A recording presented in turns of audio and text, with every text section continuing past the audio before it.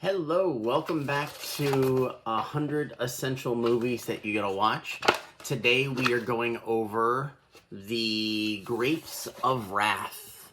So we have another film that is based off of a novel of the same name. This one was written by John Steinbeck in 1939, and the American film came out in 1940 of The Grapes of Wrath. This film follows the story of a family named the Joads, who we were originally introduced to by the one member who had just been released from prison named Tom. We follow Tom and his family on their journey of trying to find work after losing their farm during the Great Depression in the 1930s. So really, the feel-good movie of the century.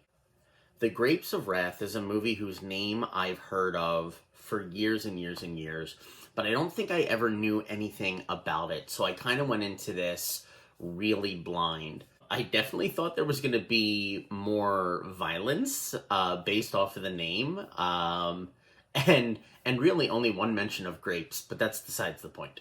So with that being said, I was really unprepared for most of the story, not having any idea of where it was going or not having any expectations of what I was about to be shown. I couldn't help but think of the review I did on Mr. Smith Goes to Washington, which we did a couple of weeks ago, or last week, my brain is fried, where I had cracked the joke about the crooked politicians in 1939 and how I was so glad we didn't have those anymore. Obviously, we still do.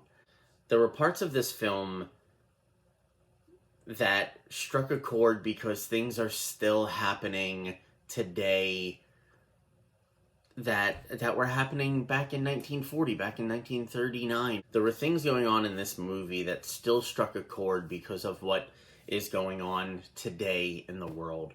We haven't learned from our mistakes, or we haven't, as a group, come together to fix certain injustices. And I don't know if that is something that I can avoid feeling. I've been saying for years that my two favorite genres of movies are horror and comedy, where you can look at what's going on on screen and just enjoy it for whatever good and bad it is. You're not really relating your personal experiences to Nightmare on Elm Street or Halloween or Puppet Master. You're not getting emotionally involved in Tommy Boy or Brain Donors or Shakes the Clown. You are just watching it to enjoy it for the ridiculousness that is on the screen. So it's not really striking any emotional chords. Now, don't get me wrong. I do love watching movies that pull at your heartstrings or get you feeling like you want to make a movement. V for Vendetta is always one that gets me. Big Fish. Oh my God. But movies like The Grapes of Wrath and Mr. Smith Goes to Washington, that happened 80 years ago and are showing problems then that we still have issues with now, get me more real world angry than cinematic investment. That doesn't change my opinion on the movie, but it definitely has an effect that makes you active, I think is the word that I want to say. And this, if you haven't seen the movie, may sound like rambling, but I will explain it in a little bit, unless I cut this all out to try to not... Unless I change my mind and cut this all out, which I'm hoping I don't. So here's a more in-depth plot crunch of The Grapes of Wrath. The film opens up with Tom Joad just being released from prison and hitchhiking his way back to his parents' place in Oklahoma, where they have had a farm for the last 50 years. When Tom gets home, he finds an old preacher, a friend of the family named Jim Cassie. Cassie fills in a lot of what's been going on, not only for Tom, but for us, as he informs Tom that the deed holders to the land of the farms is kicking all of the families out of their houses and taking the land back for themselves. They also run into an old family friend, Mooley Graves, who is hiding out. And through a flashback, he tells Tom and us what happened to him, as he describes the bank owners coming and telling the family that they have to move, and Muley saying, We've been here all our lives. My grandfather was born here. My father was born here. I was born here. We've had family. This is our home. And Mooley asks who he can talk to. The banker, the real estate guy, whoever he's talking to, says, well, it's not me. I'm just delivering a paper. It's not the bank. The bank manager's just doing his job. He's getting orders from the higher bank, who's getting orders from the corporation, who's just run by a president, who is working on behalf of the stockholders. It's really a faceless entity that is coming and kicking people off of their land, and nobody sticking up for what's right. Mooley goes on to tell Tom and Jim about the day somebody showed up with a tractor to bulldoze down his house, and it was a local boy, a friend of the family, who had been hired to do this job. And Mooley asks, how could you do this? Like, you know us, you know what's going on here. And the guy replies, I have 2 kids and I need the money. If it wasn't me, it would be somebody else. I have to take care of my family. And there's just something about that doesn't sit right with me, but I understand from kind of both points of views. Mooley tells Tom that the family went to live with the uncle while they sorted out a trip to California in hopes of getting more work out there. Tom meets up with his family as they head out to go try to find work, and they arrive at a migrant campground for workers, where they find that it is totally overrun with other starving, jobless, desperate travelers trying to support their family. They start hearing stories of the poor working conditions and the bait and switch on what the rates for getting paid are because of supply and demand. They hear stories of the contractors promising jobs at 5 cents a day for 800 people, and then when 2,000 people show up, they slash the rate of daily work down to 2.5 cents a day, because supply and demand, they can afford to pay people less because they have so many people trying for the job.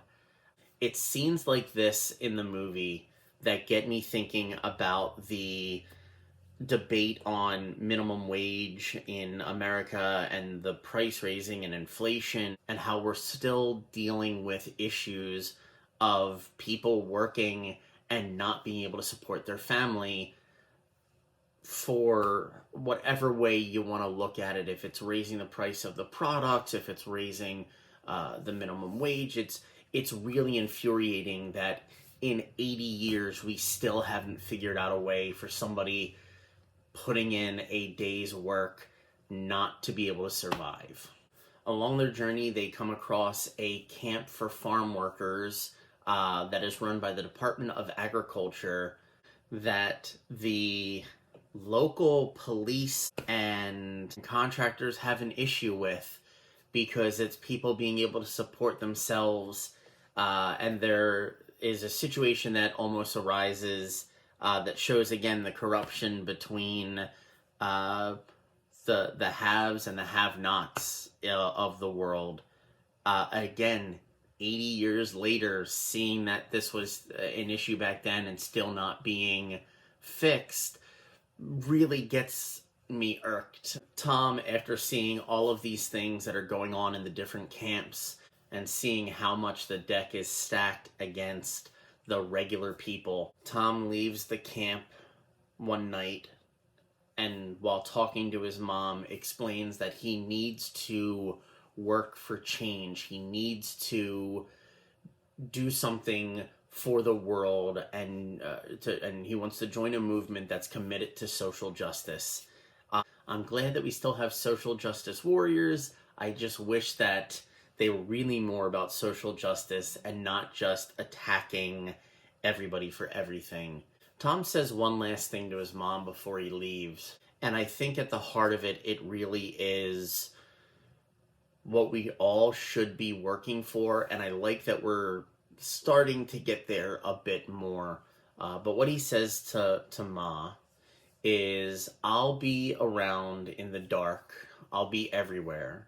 Wherever you can look, wherever there's a fight so hungry people can eat, I'll be there. Wherever there's a cop beating up a guy, I'll be there. I'll be in the way guys yell when they're mad. I'll be in the way kids laugh when they're hungry and they know supper's ready. And when the people are eating the stuff that they raised and living in the houses they build, I'll be there too. That's a really great feeling, a really great sentiment for what the world should be like. I'd like to say that The Grapes of Wrath ended on a happy high note, but I can't. Because The Grapes of Wrath is a movie about people struggling. And 80 years later, we still have people struggling. But what I can say, and what I'm glad happened, is that The Grapes of Wrath ended with hope. Tom Joad ends the film with a monologue of her own. And even though it's lacking in enthusiasm because she's still fighting this battle, it's definitely filled with hope and wisdom, like Tom's final words. I'm hoping that movies like The Grapes of Wrath can fill everybody with that idea or that feeling of wanting to take action, wanting to make a change, and the hope to not give up, because that's not something that people can take away from you. It's something that you have to give up or lose on your own, and it is so easy to lose hope. So if you can get it back through a film or a conversation with a friend or whatever, however you can get hope back into your life, find a way and hold on to it and keep moving forward. I love you all. Let's get on to the scratching of The Grapes of Wrath. And now the scratching for The Grapes of Wrath.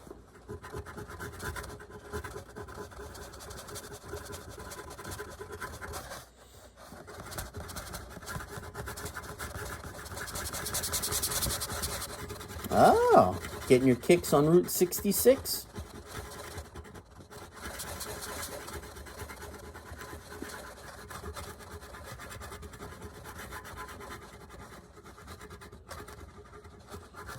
All right.